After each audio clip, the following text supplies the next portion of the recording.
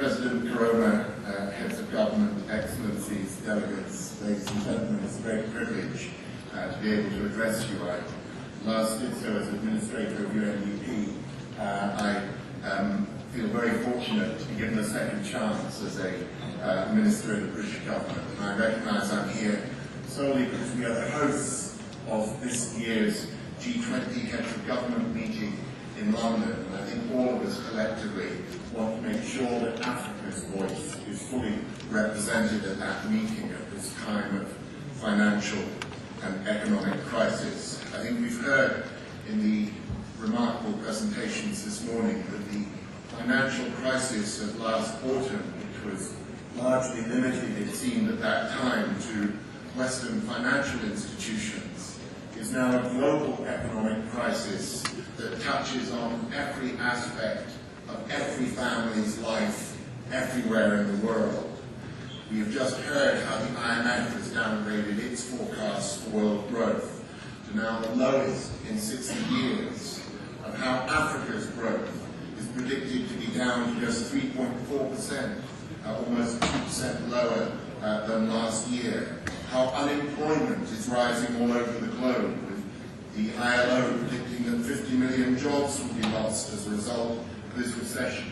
taking unemployment to 7% of the global workforce, with, as we all know, unemployment and underemployment in Africa being a very significant portion of that. All of us who fought so hard in this room for the Millennium Development Goals and for Africa's success in reaching them, we see that those goals are in greater jeopardy than ever before since the time of their adoption, due to the downturn in the world economy and how it impacts on a region such as Africa. We've seen how the crisis is hitting key sectors. We have seen it in mining, in transport, in tourism, in financial services. We've seen how the erratic movements of commodity prices have affected growth and jobs across this region. And we've seen how the collapse of international capital movements is creating a decline in direct investment in Africa, as well as a dramatic credit squeeze on the ability of African governments to borrow in world markets, and of African and international businesses operating in Africa to be able to borrow for investment or even just to run their operations. It is in that context that 20 of the world's largest economies that represent some 85% of the global economy will meet in Africa, will meet in London in early April. Only one African country is a member of that grouping this time, it's South Africa. But South Africa is amongst those who have impressed on me and on my Prime Minister Gordon Brown that is not sufficient voice for Africa. We need, through the African Union, to find a way for Africa to be more fully represented and to ensure that the agenda of Africa at the time of this crisis is carried to that conference, and that conference can offer support to the issues that Africa looks at as key to its recovery and progress. And listening to all the addresses this morning, particularly that of Prime Minister Malloch-Brown, I was struck by, in a way, how straightforward and simple, yet how bold and ambitious that agenda must be. It obviously starts, as always, with the domestic leadership of African governments at home, in terms of ensuring that the capital resources available are fully deployed, in ensuring that regional trade is enhanced and driven forward, and that as much as possible Africa relies on its own resources as the first firewall of response to this crisis. But I think what was clear was the rest of the world needs to come up to the mark as well. The call for ensuring that aid levels do not fall during this crisis is one that certainly Gordon Brown and the UK government fully endorses and will fight to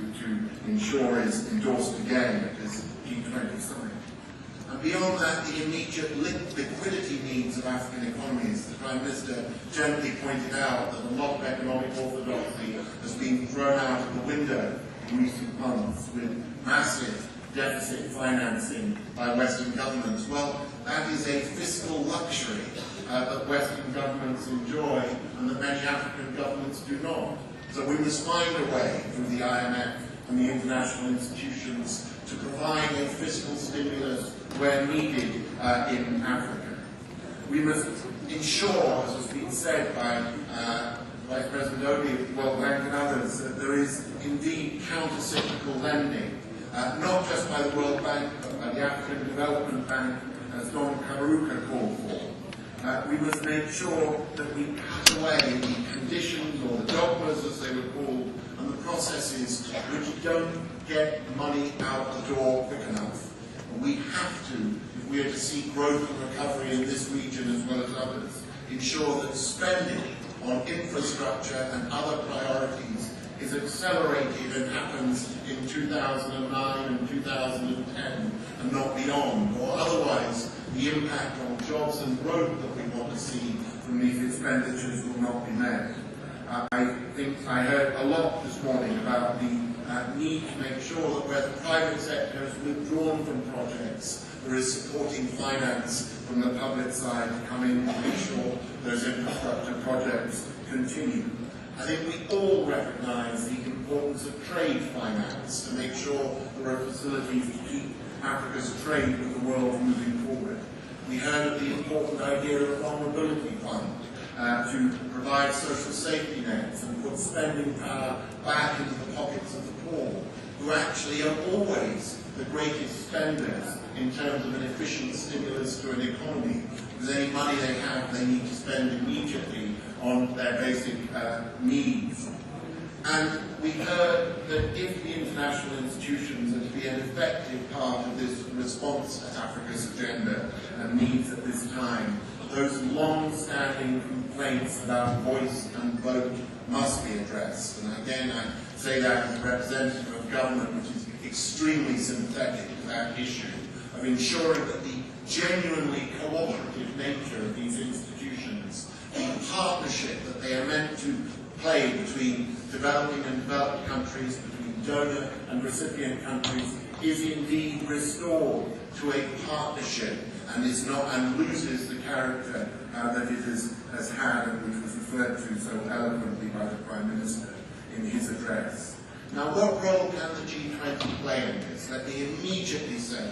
that it is not the vision of our Prime Minister as host of this meeting that somehow the G20 become a new rich countries club, replacing smaller, exclusive ones of before. The G20 must be a clearinghouse and a catalyst for actions taken in other fora, in the AU, in the UN, in the governing arrangements of the World Bank and the IMF. But it can be a lobby for action, to push as a strongly representative group of donors and of shareholders in these institutions and of partners of so many of you, because of its inclusion of so many of the developing country economies in the numbers of the G20. It can become hopefully a spur and catalyst to action across an array of institutions and issues. It must begin at this summit by dealing with the immediate needs of the recovery. We're calling it the Growth, Jobs and Stability Summit, because those are the issues which the world needs us to face. But I very much hope, as the Sherpas and the ministers and then the heads of government craft the recommendations for the summit communique, we will take seriously the plea of the Prime Minister that beyond the recovery and beyond the immediate crisis, we use this opportunity to not return to the status quo of before, but to make sure that we build a new global economy which is greener, which is fairer, which is more equal, and which above all, if it is those things, will also be more sustainable. Thank you very much.